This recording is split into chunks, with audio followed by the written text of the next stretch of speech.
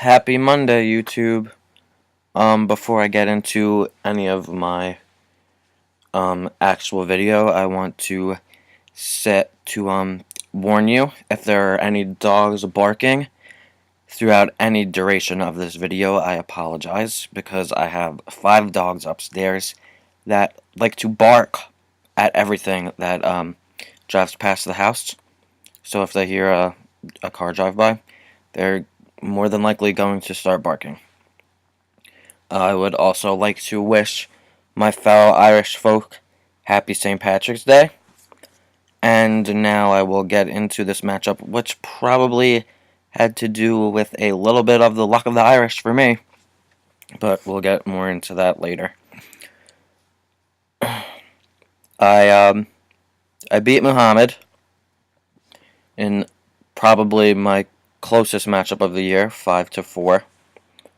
He wound up beating me in field goal percentage by a little bit, 8 thousandths of a point. Beat me in free throw percentage by .013. And then I won in the 3 stat categories that I normally win in. Threes, 61-28 domination there. Points, 654 to 488. And rebounds, 242 to 226. Close matchup in rebounds this week. Then he wound up beating me right here in assist by 8, 109-117. And then I had a big week in steals, winning 33-16.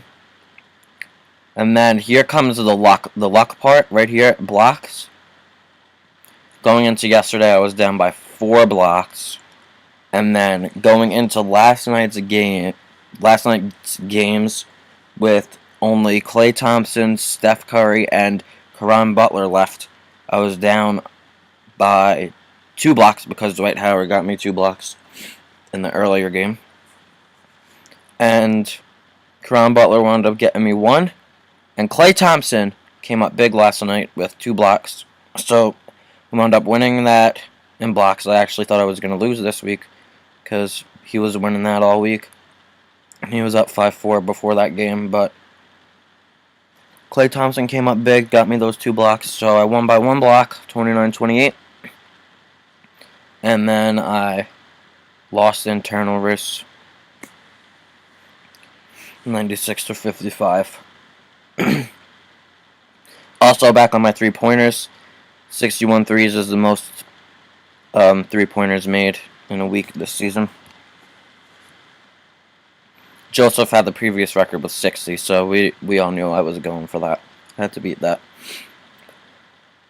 Anyway, when we get into some of my stats, it looks like I was led in scoring by Curry. Curry led me in scoring again this week with 87, so he's back on top of my team in points. And then followed by Martin with 76, and those are my only 2 players that surpassed 70 this week. Klay Thompson, 67, he was close. Curry with 14 threes this week, or last week. And Klay Thompson had 9. I think they played 4 games this week. Klay Thompson missed a game. What else? We have not bad free throw percentages this week besides Kendall Marshall. And we have pretty okay field goal percentages.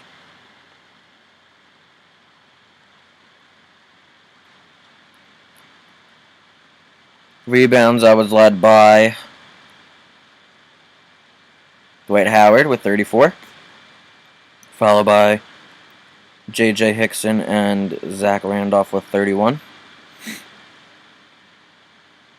And then we had Kawhi Leonard with 27. 28. And Trevor Ariza with 27. With assists, I was led by Curry. Not Kendall Marshall, which is why I dropped him. I did drop Kendall Marshall and picked up Darren Collison for this week coming. But Curry led me in assists with 28, and then we had DJ Augustine. We had Kendall Marshall, he was second with 15, and then DJ Augustine with 14, and Zach Randolph with 10. Steals, we had a big week in steals. Curry led me with 8. Then we had Randolph and Kawhi Leonard with 4 each.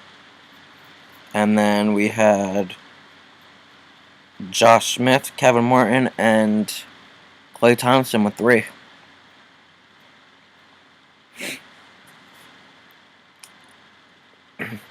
In a week where every block mattered, we had Dwight Howard and Taj Gibson lead the team with 7, followed by Josh Smith with 5, and Kawhi Leonard by 4. And then we had Zach Randolph and Klay Thompson with 2, and Caron Butler with 1. And we were led in turnovers this week by Curry with 16.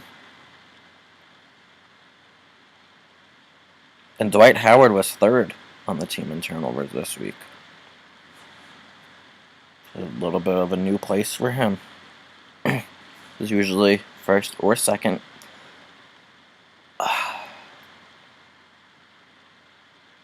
This kid's best players were probably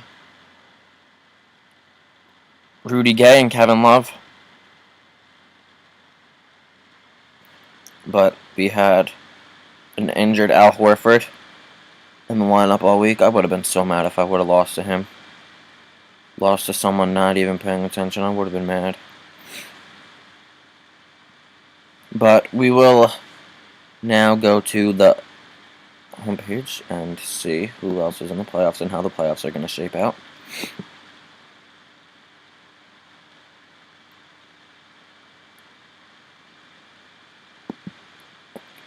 I finished the league with a 17-game advantage over Joseph, who climbed into 2nd place this week to get that first round bye in the playoffs with me.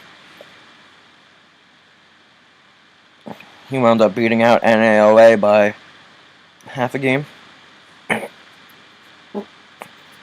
in a league that was basically a race for 2nd all season. And then we have Brandon and Muhammad playing each other in the first round, followed by Ricky playing NAOA.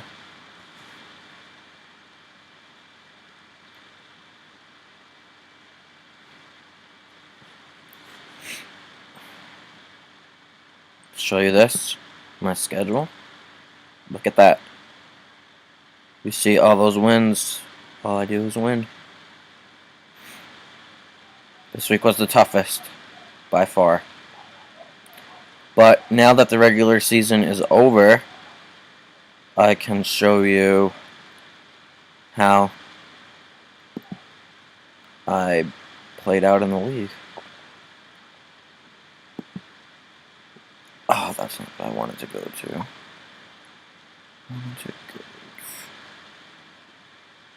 Team stats. And based on win-loss, I was 10-8-1 in field goal percentage. I was 1-18 in free throw percentage.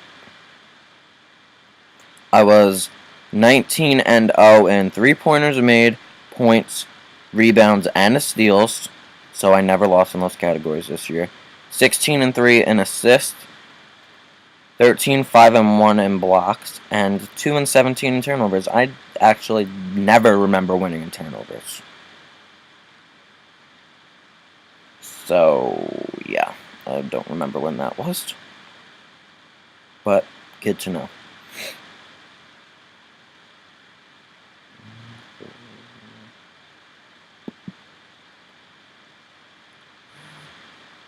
This is what the playoffs look like.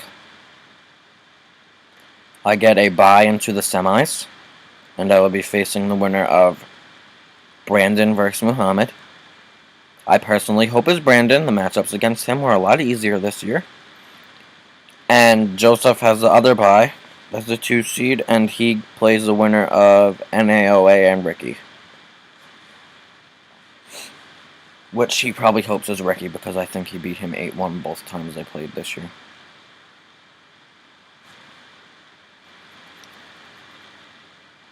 So I have a bye this week, so there will not